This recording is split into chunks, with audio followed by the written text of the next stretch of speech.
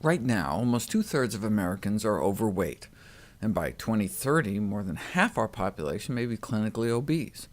Childhood obesity has tripled, and most of them will grow up to be overweight as well.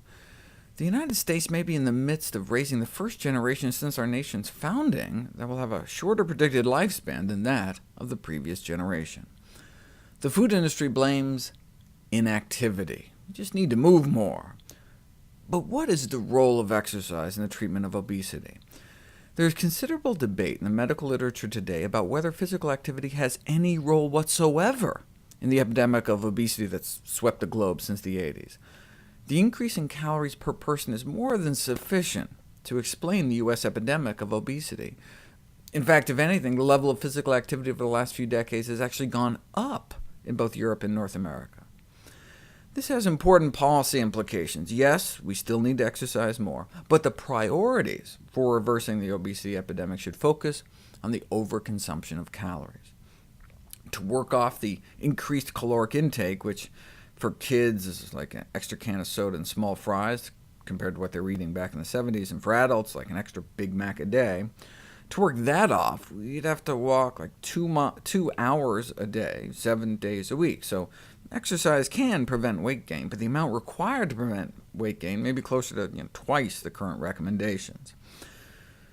Public health advocates have been experimenting with including this kind of information. The fast food menu labeled with calories and the number of miles to walk to burn those calories appeared to be most effective in influencing the selection of lower-calorie meals.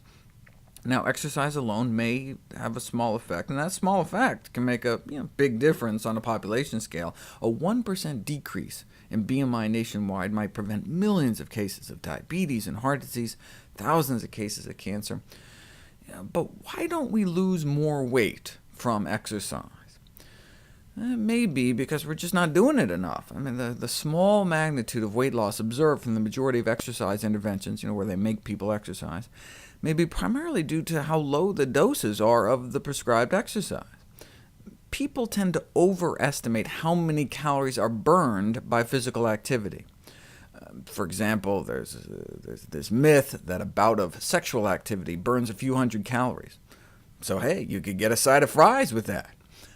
But if you actually hook people up and measure energy expenditure during the act, and your study subjects don't get too tangled up with all the wires and hoses, though it may be nearly the metabolic equivalent of calisthenics, given that the average bout of sexual activity only lasts about 6 minutes, a young man might expend approximately 21 calories during sexual intercourse.